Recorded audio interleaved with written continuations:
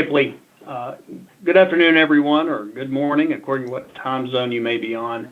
Thanks for joining us today. I'm Brandon Ellis with elliTek. We're based out of Knoxville, Tennessee. I'll tell you a little bit about that. Let me jump straight into our agenda for today. Essentially, I'm going to go through just a quick introduction of us, our company, and what we do. We'll keep that short and sweet, but certainly we want you all to check us out online or through social media. We'll review some traditional IIoT requirements. Now, the reason I want to do this is our IIoTA Enterprise Gateway Appliance that Kipley spoke about, which is a deviceWISE based product for us. Not everyone on this call is probably familiar with that device, so I want to quickly walk through how it came to be and what the advantages are of that, because those advantages will tie us directly to this use case and why it was the perfect solution for that use. And then we'll, of course, have conclusions at the end and wrap up. Now, this is not going to be just PowerPoint. I'll flip over to a live demo, and so you can kind of see what we've got going here. But then we'll be watching those questions coming in on the chat window. If you have any questions during the presentation, please post them on the chat window, and we'll get to each one of them. So with that, let's begin. So first of all, elliTek. elliTek was created or founded in 2009. We're based out of Knoxville, Tennessee, so we're on the Eastern Coast, Eastern Time Zone. Our focus is industrial IoT and Industry 4.0, smart manufacturing. We've been doing this for quite a number of years. We actually started as an integration company, and we still have an integration arm. It's very important to us because it keeps us tied to the end users in our industry. It helps us to develop our products better. But we focus on MES data and on systems and things of that nature. And then with our integration group, they're still involved with CNC and industrial automation systems and robotics, but still integrating those systems onto plant-wide systems onto an MES system. We developed our Data Commander in 2014, and that was our first MES gateway appliance, or Enterprise Gateway Appliance. And of course, we've been working with Telit since then, actually before they were Telit. So quite a long time, as Kipley had pointed out. Our mission is pretty simple. We don't want to just build products and solutions just to have sales. We want to empower our clients. We kind of tout ourselves as being the iPhones of industrial IoT. And what we mean is we want to empower those either through the integrators, through the developers, empower them to empower their customers so that their customers can act more in a partner means versus having to rely 100% on the support requirements they're going back to the developers and the integrators. But we want that to be our driving force, is to make sure that the experience in using our products, be it from the integrator level or the end user level, is a good experience. So that said, let's talk a little bit about the traditional manufacturing execution system. So the execution system consists of a couple of typical items, and I'm sure probably everyone on this webinar is familiar with these, but let's roll through them real quickly. The data server, of course, the database server, is where the work tables and stored procedures would be. This is where we can handle a lot of work, anything from workflow management or general reports and things of that nature. Then on the other side, on this enterprise side, we also have all of our, is where we would typically host all of our web-based reports and things of that nature.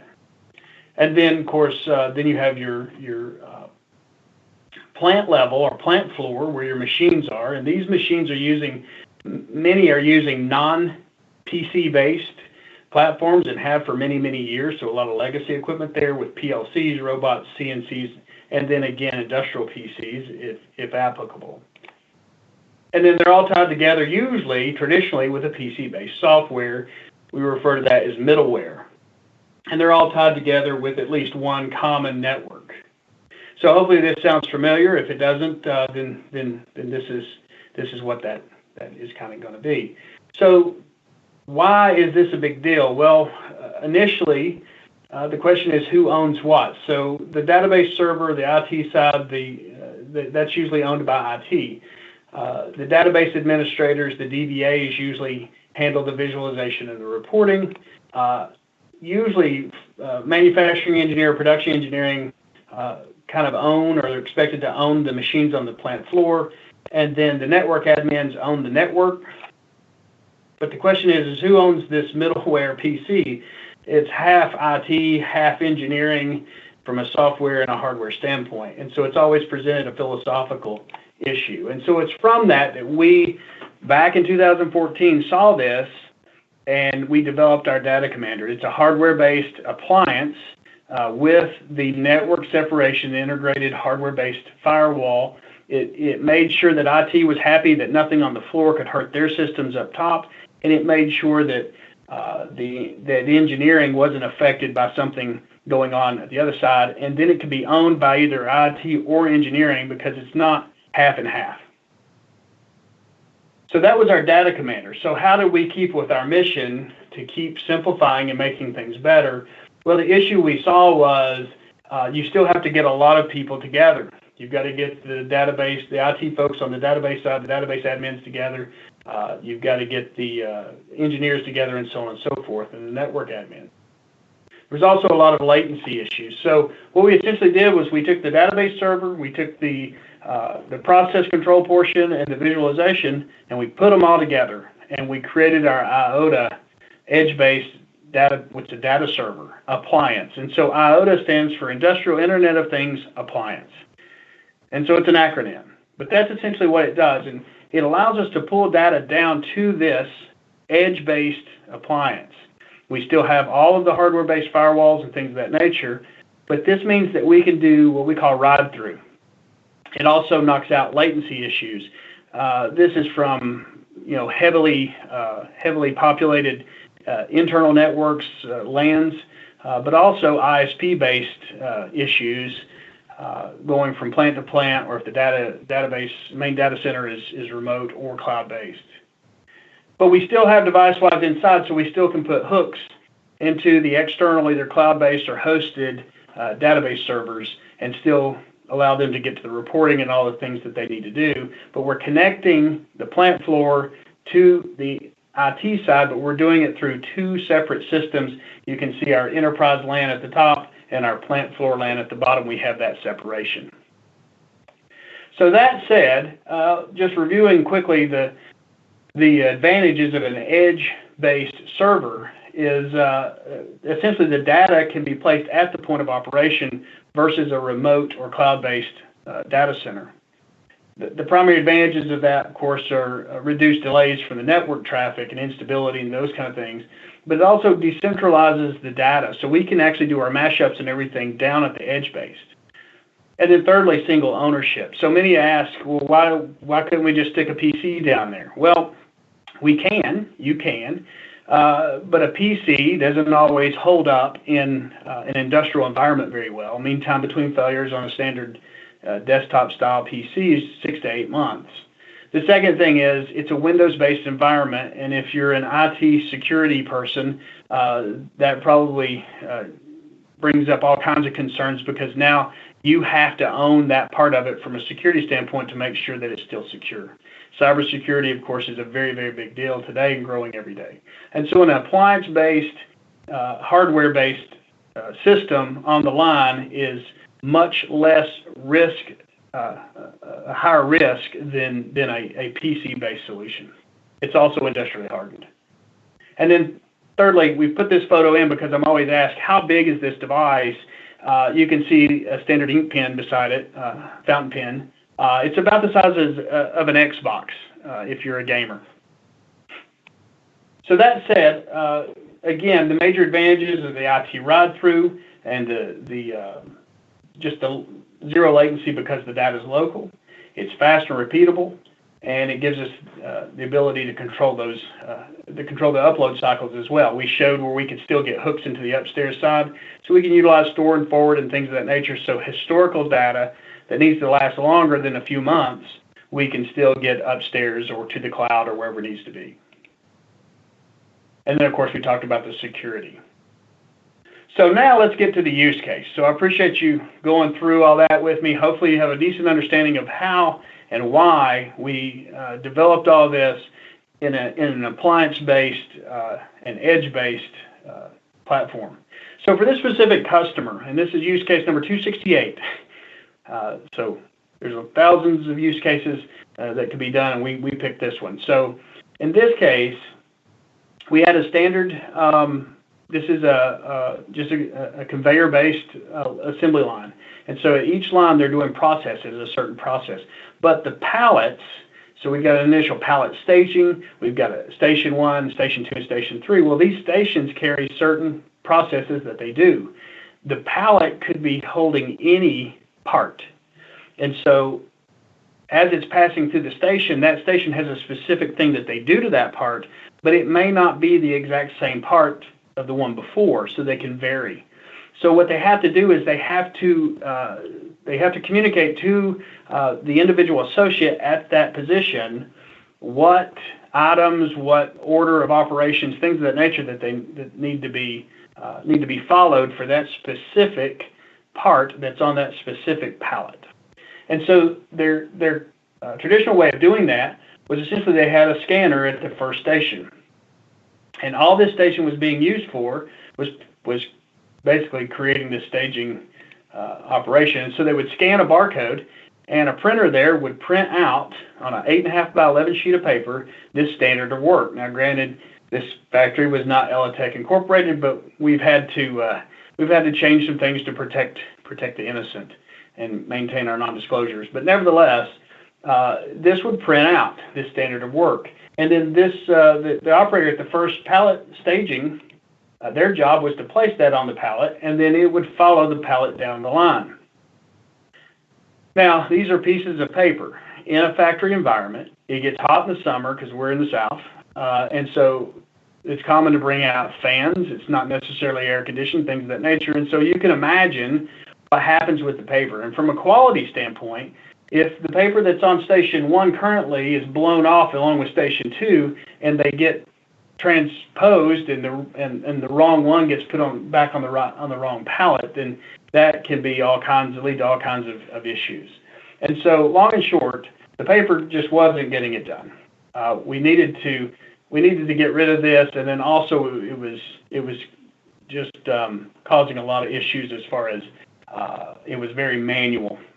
So they wanted to eliminate the routers for a couple of reasons. The routers were they were printed at the front of the line. It was a PDF populated by custom applications. They were gathering data. I didn't mention that. Gathering data from a remote AS400 database system, and remote meaning in a whole nother state. So they had to deal with that. The primary reasons, the lost or mishandled documents. It was very manually intensive because they had someone dedicated to just scanning and getting these things there, keeping paper in the printer and things of that nature. And then they also had a plant-wide green initiative that they wanted to promote, and just killing the paper, getting rid of the paper, reducing the paper was part of that. And so there were quite a few very good reasons for doing this. So how did we solve this? Well, enter the IIoTA. Essentially, we brought in the IIoTA system. We install it down on the edge base at the line side. RFIDs were installed at each station. You notice that the scanner's missing now. So that pallet staging area that was there before is now used as can now be used as just a standard operational station. So they can begin their work there. And essentially, it's like you would think. We added these individual monitors. You notice they're in portrait mode. And we'll talk about how we did that. And so now, as the pallet moves down the line and the RFID is actuated, then we are notified of that through the control system, the PLC control system. Using deviceWISE, we're grabbing that information out of the PLC. We're going back to our internal database and querying that information, and then we populate those things. So essentially, quite a few immediate benefits came from this. The elimination of downtime events from slow server responses. That was one of their number one downtime causes, was because even when they were scanning with the hand scanner, they would scan the flip chart. You had to get the information from the other database in the other state, and if the ISP went down for the day, or if they had just network issues or something like that, it was a variable as far as how that would affect production. It certainly decreased the production time because we were consistent on those responses. Troubleshooting went way down because now they could troubleshoot everything right there line side. They had everything they needed to line side. They didn't have to get people in other states involved. It was a familiar platform because they were an existing data commander user already. So our workbench front end and things like that were familiar. And then production engineer empowered them. And remember our mission statement, to empower the customers. So they were empowered to get the data they needed in a way that they needed it. And so essentially the database, we pull the database to our internal database, and then that information then is moved over to this document. But the document is an electronic document, and that's one of the main differences. So let's hop over to a live demo, or actually to the finished product. So let me just pull it up. So here you go. This is an example, and we've got this just simulating. I don't have a full document, so we've got a couple of descriptions. I don't have the whole thing done. And again, this is showing for elliTek. But you can see that as the palette or the RFID would pass in front of the sensor, then that would trigger new data, and we populate that on the screen for the worker. And this is popping between two ECN numbers that's bringing that information up. And so you also see that this is in a standard browser environment. And so in this browser environment, since it's HTML, this can be displayed on any device that's on the same LAN or the same network. But thirdly, because we can create it in a HTML-based environment, it can be viewed in both landscape or portrait mode. Since this was an 8.5 by 11 standard, that's what they were used to. That's what we were able to do when I commented that we had portrait mode going on. So let's look at quickly how that's done. So to do that, we use our IIoTA Manager software. This is elliTek software, but this is how we would build that.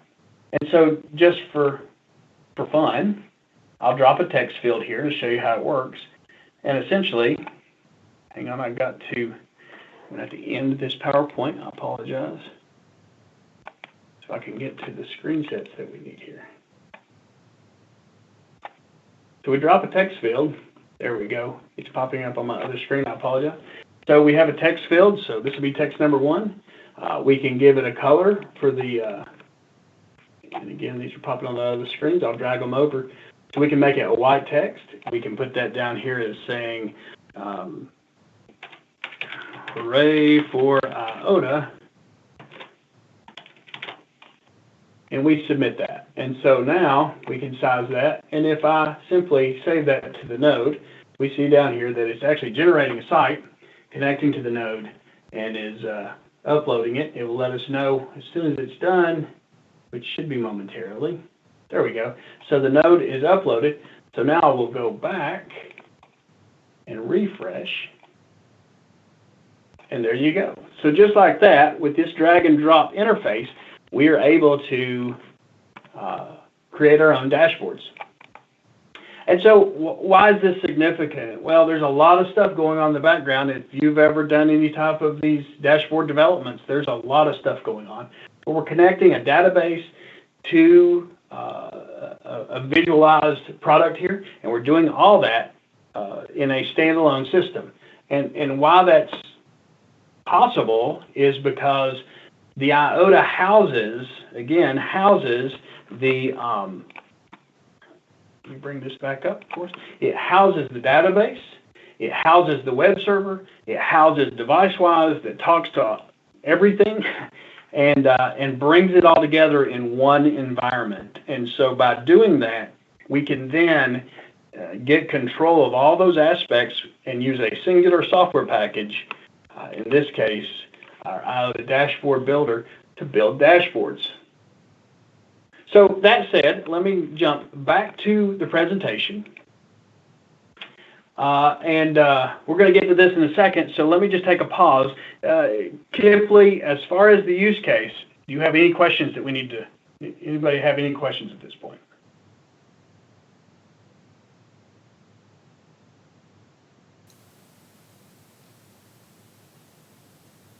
It doesn't look like it, not so far, so continue.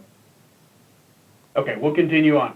So that was our use case number one. So in talking with Kipley and the folks at Telit, we've talked a bit more about webinars and future webinars that may be beneficial to you all. So we thought it would be fun to do this.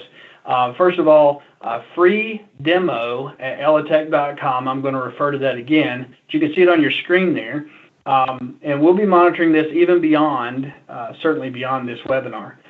So if you think about it, if you're watching it and it's not live, then it's no problem. Please send your votes.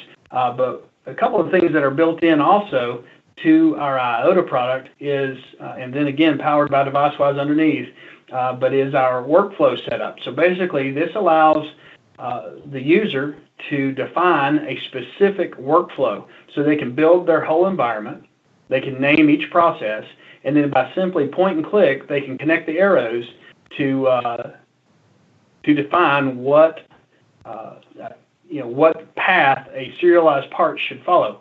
We refer to this as skip check or defect flow-out prevention. This is part of Zero Defects Initiative if you're on the production side or quality side. And it basically says that whatever part it is, whatever part number, in this case red part, must pass through input 1, wash bin 1, scrub machine 1, so on and so forth in that order. And if it doesn't, then it can send the information back to the controlling device, the PLC or robot controller or CNC controller on the paint machine, for example, or the scrub machine. It'll send that information back at the onset of any cycle request to say, yes, this part has passed everything upstream, or no, it hasn't, and it causes the operator to have to throw out and force out the part. So we refer to that as skip check. So if you'd love to see that as a webinar in the future, vote skip check, send that to freedemo@elliTek.com. But there's two more options. So the second one is our dashboards builder. Now this is part of what we just talked about, but now this has to do with line-side dashboards and things of that nature. If you'd like to see that, vote dashboards, same email address, freedemo@elliTek.com. And then thirdly, just the local data storage. You heard me talk about that as far as how we can store that locally. We've got the ride-through capability. We can do store and forward to get it upstairs. That's line-side data if you were to vote for that. So these are three things we thought would be interesting. And if this is something you would love to see, I'd like to learn more about that. We would love you to send that in an email, freedemo@elliTek.com, and we will, as we're seeing interest, we'll put something together, work with the guys at Telit, and we'll do another one in 2020. So that said, actually, I want to show you one thing real quick. I'll jump back to our dashboard that's running, and I want to show you one other version of this. And this is the dashboard tool that we just talked about, and is an example of what that can look like. Again, building these dashboards with these changing devices. It's great for real-time monitoring on machines, for OEE monitoring and things of that nature, and extremely easy to do. So that said, I will turn it back over to Kipley. Just remember, call us if you want a free web demonstration. That same email will work, freedemo@elliTek.com. Our website is www.ellitek.com, and our phone number is posted right here. Give us a call. We'll set up a free web demonstration. We'll find out more about your specific application and see if we can really dial in on it. Kipley? Very good. Thank you so much, Brandon. We really appreciate you joining our Telit Live event today to discuss your product and your customer use case. At this time, if you have any questions, go ahead and post them in the chat. We'll wait for a couple of minutes to see if anyone has any questions. But it looks like right now we don't have any. But if you have any questions, like I said, please ask them now.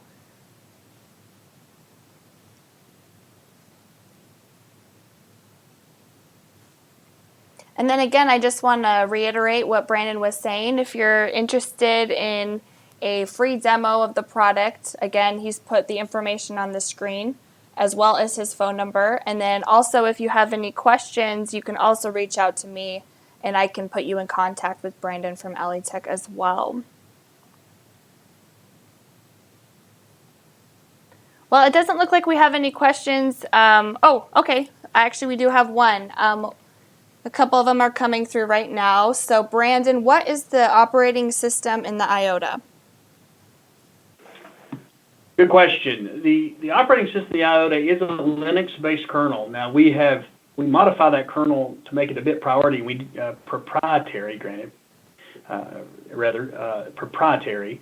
We do that on purpose. We do that from a cybersecurity standpoint. This product is standardized upon by a lot of users in the automotive, both automotive and also medical device manufacturing worlds. And so cybersecurity and HIPAA and FDA requirements are certainly a big deal. So we want to make sure that we're as secure as possible. So we make some modifications so that it's not run-of-the-mill. We remove a lot of pieces and parts. If you have more questions about that or you want to have deeper discussions about the security and what we do, but it is a Linux-based kernel at its very deepest part. Very good. Question. And we have another question here. Does this hardware include a deviceWISE license? Yes. All the hardware does include deviceWISE, and it does come with a full-on device pack. So as far as all of your major PLCs, CNC machines, things of that nature, certainly we support that. And then there's an annual support that's included for the first year, and then follow-up support after that. Very good. And it looks like we have another question here. Is it Ubuntu? It is not Ubuntu. Ubuntu is kind of large, so it's not a great operating system choice, I don't believe, and certainly people can argue with me, for an embedded low power environment. So granted, we're not an ARM processor. We're up a step up from that, x86 and 1 gigahertz and things of that nature. So we've got plenty of power, but we want to reserve all that power for the applications and not for any kind of extra overhead. Very good. And then we have another question here. Is data redundancy built into the IIoTA? Data redundancy. I'm not exactly sure I understand that question. So if you want to hit a follow-up on that, do that while I'm trying to pretend like I understand it. Data redundancy, as far as backing up the databases, what we would typically suggest there is that, again, because we still have the deviceWISE, we get hooks in upstairs to the or in the cloud to the data center or the main database server, and we utilize that along with store and forward capabilities to make sure that any specific data is backed up. The data, of course, certainly does make it through, does go through ride-throughs and power cycles and things of that nature, and it is all solid state, so nothing is spinning media and things of that nature. But as far as if it's critical, we always work with our customers to make sure that they can, every time they update the local database, that they also synchronize with an upstairs database. Similar to the use case where we were pulling information down from the main database, it was stored primarily in the AS400 system, and then if there was a change to the AS400, it would notify us, and we would then do a batch select and pull all that down to the line-side server. Okay, and we have another question here. How do you make the connection with the deviceWISE variables? That's a good question, too. I don't know what our timeline is, Kipley, how much I can show, so if I go too long, you let me know, all No, right? I will. Go ahead. So essentially, we have what we call our manager here. So this is, we can basically add a variety. I've got a variety in here of databases, or I'm sorry, of tags, tag names or field names that we can add. And so from those, then, we can reference those in deviceWISE. So built into the IIoTA is a stored procedure. Again, remember, the database is inside of the IIoTA. And so from our workbench, you can access that stored procedure. And so in the stored procedure, then, all we simply have to do is do a transaction and reference whatever name that we've created here and assigned as the value. I'll open, you can see it here anyway, but I'll open this up So we see here we're using the value, and here are all those tag names that were created.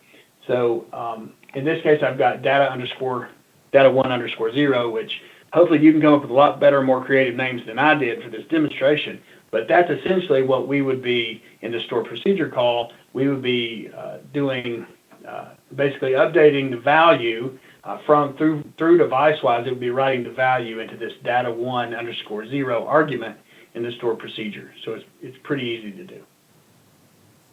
Very good. And then it looks like we have one more question here. What is the database manager in this hardware? The database manager, okay, so in our hardware, we opted to go with a DB2 database.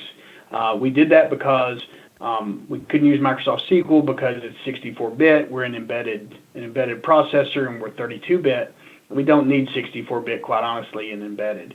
And DB2 benchmarked as fast or faster response times than Microsoft SQL, and absolutely blew the socks off MySQL and all the other standard, I guess, more standard databases that you might choose in this environment. But that said, DB2, we divided it in two. So we have schemas that are private. They are specifically for our IIoTA manager. And then we have a section that we break out for the end user or for the integrator. And they can access that using credentials. We basically provide them with the primary owner credentials. And they can use dbeaver or any amount or they can do command line for that matter, to access the database. It's totally open and available. And of course, we are assuming that the individuals use that with care, and they are qualified to as a database admin or an accidental database admin as I am, to be able to make those changes and utilize that. But it is DB2. Alrighty, and then we have another question here. How many networked stations/equipment can the IIoTA connect to simultaneously? That's all based upon licenses, and we base that based upon deviceWISE licenses, and deviceWISE licenses come in connections. We jump off at 10, and then you can add those in increments of 5, 10, 20, 60, 80, something like that. And then it comes down to how much data you're moving and how often. As is the case with anything, any engine, you can finally get it to the point that it won't work. We usually, just as a rule of thumb, we'll say 100 connections per unit is a good maximum. But again, it's according to how much data you're moving and how often. And also how much you're doing in terms of dashboards and things of that nature. So all those things need to be considered. It's not going to blow up. It's just that you may start seeing some latency just because the CPU is being overworked. But typically, we say up to 100 connections is fine. Alrighty, very good. And it looks like that wraps up all the questions that we've had so far. So if anybody has any additional questions, again, you can see the email from Brandon is freedemo@ellitech.com, as well as his phone number. So with that, Brandon, again, thank you so much. We really appreciate you joining us, and we hope everybody has a great day. Thank you.